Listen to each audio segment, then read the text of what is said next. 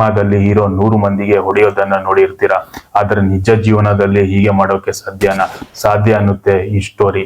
ಇದು ಭಾರತದ ಸೇನೆಯ ಯೋಧನಾಗಿದ್ದ 21 ವರ್ಷದ ಯುವಕ 300 ಚೀನಿ ಯೋಧರ ರುಂಡವನ್ನು ಚೆಂಡಾಡಿದ ಸ್ಟೋರಿ. ತನ್ನ ಹೆಸರು ಜಸ್ವಂತ್ ಸಿಂಗ್ ರಾವತ್. 19 ಆಗಸ್ಟ್ 1941ರಂದು ಧೂಮಾಕೋಟ್, ಉತ್ತರಾಖಂಡ್ನಲ್ಲಿ ಜನಿಸ್ತಾರೆ. ಚಿಕ್ಕ ವಯಸ್ಸಿನಲ್ಲೇ ಅವರಿಗೆ ಸೇನೆಗೆ ಸೇರ್ಬೇಕು ಅನ್ನೋ ಒಂದು ಮಹದಾಸೆ ಇರುತ್ತೆ. 19ನೇ ವಯಸ್ಸಿಗೆ 1960ರಲ್ಲಿ ಭಾರತೀಯ ಸೇನೆಗೆ ಸೇರಿ ದೇಶ ಸೇವೆಗೆ ತಮ್ಮ ಪ್ರಾಣವನ್ನು ಮುಡಿಪಾಗಿಡ್ತಾರೆ. ಆಸೆಯು ಕೂಡ ಈಡೇರುತ್ತೆ ಅಂತಾನೆ ಹೇಳ್ಬೋದು. ಚೀನೋ ಇಂಡಿಯನ್ ವಾರ್ 1962ರಲ್ಲಿ ಭಾರತ ಮತ್ತು ಚೀನಾದ ಯುದ್ಧದ ಸಂದರ್ಭದಲ್ಲಿ ರೆಜಿಮೆಂಟ್ 4th ಗರ್ಹ್ವಾಲ್ ರೈಫಲ್ನಲ್ಲಿ ಯೋಧನಾಗಿ ಜಸ್ವಂತ್ ಸಿಂಗ್ ರಾವತ್ ಅವರು ಸೇವೆ ಸಲ್ಲಿಸ್ತಾ ಇರ್ತಾರೆ. 1962ರ ಯುದ್ಧದಲ್ಲಿ ಚೀನಾದ ಬಳಿ ಆಧುನಿಕ ಶಸ್ತ್ರಾಸ್ತ್ರವಾದ ತುಫಾಕಿ, ಮಿಷಿನ್ ಗನ್ ಮತ್ತು ಫಿರಂಗಿಗಳು ಅತಿ ಹೆಚ್ಚು ಚೀನಾದ ಬಳಿ ಇತ್ತು. ಚೀನಾ ಒಂದು ಬಲಿಷ್ಠ ಸೇನೆಯಾಗಿತ್ತು 1962ರ ಸಮಯದಲ್ಲಿ ಅಂತಾನೆ ಹೇಳ್ಬೋದು. ಭಾರತೀಯರ ಕೈಯಲ್ಲಿ ಸಾಧಾರಣ ತುಫಾಕಿ ಗನ್ಗಳು ಮಾತ್ರ ಇತ್ತು ಅಂತಾನೆ ಹೇಳ್ಬೋದು.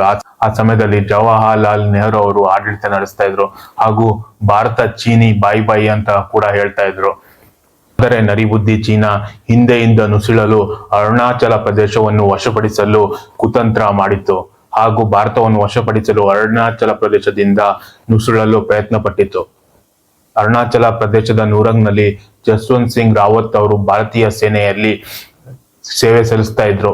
ನಮ್ಮ ಯೋಧರನ್ನು ಹೊಡೆದೊಡಿಸಿ ಚೀನಿ ಯೋಧರು ಭಾರತದೊಳಗೆ ನುಗ್ಗಲು ಪ್ರಯತ್ನ ಪಡ್ತಿದ್ದಾರೆ ಅಂತ ಹೇಳಿ ಜಸ್ವಂತ್ ಸಿಂಗ್ಗೆ ಗೊತ್ತಾಗುತ್ತೆ. ಈ ವಿಷಯ ತಿಳಿದು ಜಸ್ವಂತ್ ಸಿಂಗ್ಗೆ ರಕ್ತ ಕುದಿಯುತ್ತೆ. ಆಗಾಗಲೇ ಚೀನಾ ಭಾರತೀಯ ಸೈನ್ಯದ 3 ಪ್ರದೇಶಗಳನ್ನು ಕೂಡ ವಶಪಡಿಸಿಕೊಂಡಿತ್ತು.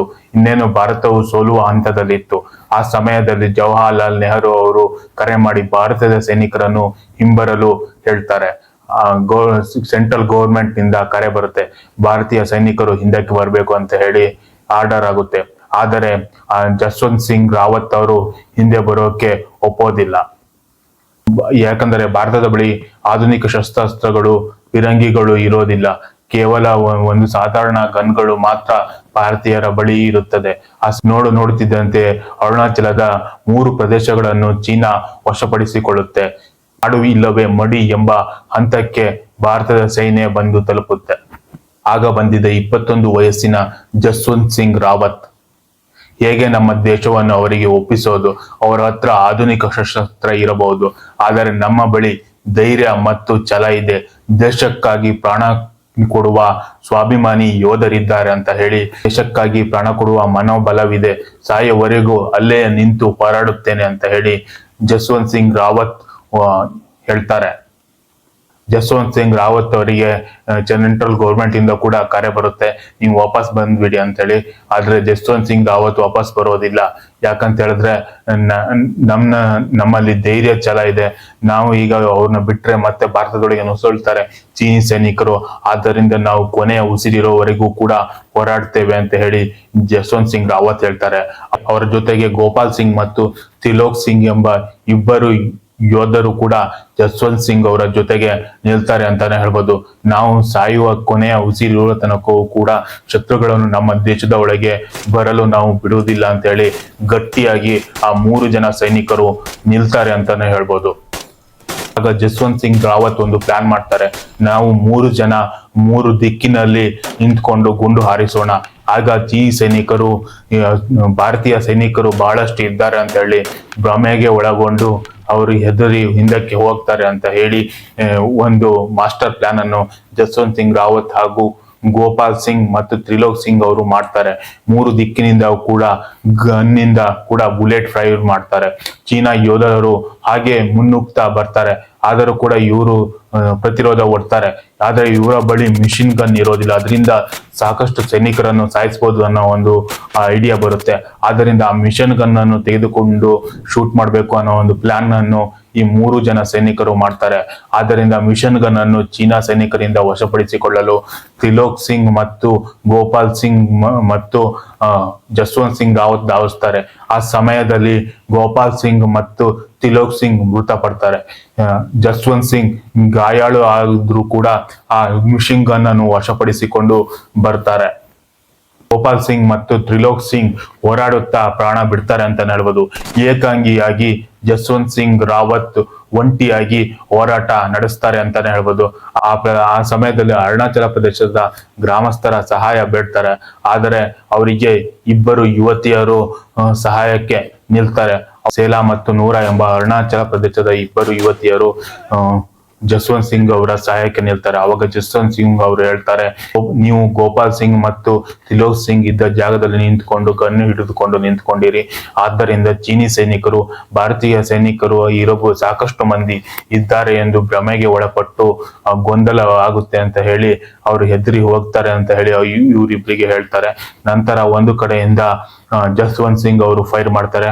ಅವರಿಗೆ ಅದಾಗಲೇ ಕೂಡ ಒಂದು ಗುಂಡು ಕೂಡ ತಗಲಿರುತ್ತೆ ಜಸ್ವಂತ್ ಸಿಂಗ್ ಅವರಿಗೆ. ಜಸ್ವಂತ್ ಸಿಂಗ್ ಅವರು ಸುಮಾರು 72 ಗಂಟೆಗಳ ಕಾಲ ಏಕಾಂಗಿಯಾಗಿ ಹೋರಾಟ ನಡೆಸ್ತಾ ಇರ್ತಾರೆ. ಆಗ ಚೀನಿ ಸೈನಿಕರು ಸುಮಾರು 1,000ದಷ್ಟು ಮಂದಿ ಭಾರತೀಯ ಸೈನಿಕರು ಇರಬಹುದು ಎಂದು ಭ್ರಮೆಗೆ ಒಳಗಾಗ್ತಾರೆ. ಗೊಂದಲ ಮೂಡುತ್ತೆ. ಆದಾಗ ಕೂಡ ಒಂದು ಅನುಮಾನ ಮೂಡುತ್ತೆ ಚೀನಿ ಸೈನಿಕರಿಗೆ. ಆ ನಂತರ ಅವರು ಗ್ರಾಮಸ್ಥರಲ್ಲಿ ವಿಚಾರಿಸಿದಾಗ ಒಬ್ಬರು ಅವರಿಗೆ ಊಟ ಕೊಡೋಕೆ ಬರ್ತಾ ಇರ್ತಾರೆ. ಆ 3 ಜನರಿಗೆ ಅವನನ್ನು ಹಿಡಿದು ಹಿಂಸೆಗೆ ಒಳಪಡಿಸಿ ಅವನನ್ನು ಬಾಯಿ ಬಿಡಿಸಿದಾಗ ನಿಜ ಸಂಗತಿ ಹೇಳ್ತಾರೆ. ಅದರಲ್ಲಿ ಇಬ್ಬರು ಯುವತಿಯರಿದ್ದಾರೆ ಮತ್ತು ಒಬ್ಬ ಯೋಧ ಮಾತ್ರ ಇರೋದು ಅಂತ ಹೇಳಿ ಅವನು ಬಾಯಿ ಬಿಡ್ತಾನೆ ನಿಜ ವಿಷಯವನ್ನು. ಅದನ್ನು ಗೊತ್ತಾದಂತಹ ಚೀನಿ ಸೈನಿಕರು ಮತ್ತೆ ದಾಳಿಯನ್ನು ಮಾಡಿ ಆ ನಂತರ ಅಲ್ಲಿ ಸೇಲಾ ಮೃತಪಡ್ತಾಳೆ ಅಂತಾನೆ ಹೇಳ್ಬೋದು. ನೂರಾಳನ್ನು ವಶಪಡಿಸಿಕೊಳ್ತಾರೆ. ಆ ನಂತರ ಜಸ್ವಂತ್ ಸಿಂಗ್ ರಾವತ್ ಸುಮಾರು 300 ಚೀನಿ ಸೈನಿಕರ ರುಂಡವನ್ನು ಚೆಂಡಾಡ್ತಾನೆ. ಆವಾಗ ಜಸ್ವಂತ್ ಸಿಂಗ್ ರಾವತ್ಗೆ ಅರಿವಾಗುತ್ತೆ, ಮದ್ದುಗುಂಡುಗಳೆಲ್ಲ ಕೂಡ ಖಾಲಿಯಾಗುತ್ತೆ. ಚೀನಿ ಸೈನಿಕರಿಗೆ ಗೊತ್ತಾಗಿದೆ ನಮ್ಮ ಒಂದು ಪ್ಲಾನ್ ಅಂತ ಹೇಳಿ. ಆವಾಗ ಜಸ್ವಂತ್ ಸಿಂಗ್ ರಾವತ್ ತಾನೇ ಗುಂಡು ಹಾರಿಸಿಕೊಂಡು ಪ್ರಾಣ ಅಪ್ಪಿಸ್ತಾನೆ ಅಂತಾನೆ ಹೇಳ್ಬೋದು. ಕೇವಲ ಒಬ್ಬ ವ್ಯಕ್ತಿ ಸುಮಾರು 300 ಮಂದಿ ಚೀನಿ ಸೈನಿಕರನ್ನು ರುಂಡ ಚೆಂಡಾಡಿದ್ದನ್ನು ನೋಡಿ ಸಿಟ್ಟಿಗೆದ್ದು ಚೀನಿ ಸೈನಿಕರು ಜಸ್ವಂತ್ ಸಿಂಗ್ ರಾವತ್ ಅವರ ರುಂಡವನ್ನು ಕಡಿದುಕೊಂಡು ಹೋಗ್ತಾರೆ ಅಂತಾನೆ ಹೇಳ್ಬೋದು. ನಂತರ ಕೆಲವು ದಿನಗಳ ನಂತರ ಚೀನಿ ಸೈನಿಕರು ಜಸ್ವಂತ್ ಸಿಂಗ್ ಅವರ ರುಂಡವನ್ನು ತಲೆಯನ್ನು ಭಾರತಕ್ಕೆ ಒಪ್ಪಿಸ್ತಾರೆ ಅಂತಾನೆ ಹೇಳ್ಬೋದು. ನಂತರ ಚೀನಾ ಸರ್ಕಾರ ಜಸ್ವಂತ್ ಸಿಂಗ್ ರಾವತ್ ಅವರ ಕಂಚಿನ ಪ್ರತಿಮೆಯನ್ನು ಭಾರತ ಸರ್ಕಾರಕ್ಕೆ ನೀಡುತ್ತಾರೆ. ನಂತರ ಆ ಕಂಚಿನ ಪ್ರತಿಮೆಯನ್ನು ಜಸ್ವಂತ್ ಸಿಂಗ್ ಗಢ್ನಲ್ಲಿ ಪ್ರತಿಷ್ಠಾಪನೆ ಮಾಡಲಾಗುತ್ತೆ. ಈಗಲೂ ಕೂಡ ಅರುಣಾಚಲ ಪ್ರದೇಶದಲ್ಲಿ ಜಸ್ವಂತ್ ಸಿಂಗ್ ರಾವತ್ ಅವರನ್ನು ದೇವರಂತೆ ಜನರು ಪೂಜಿಸುತ್ತಾರೆ.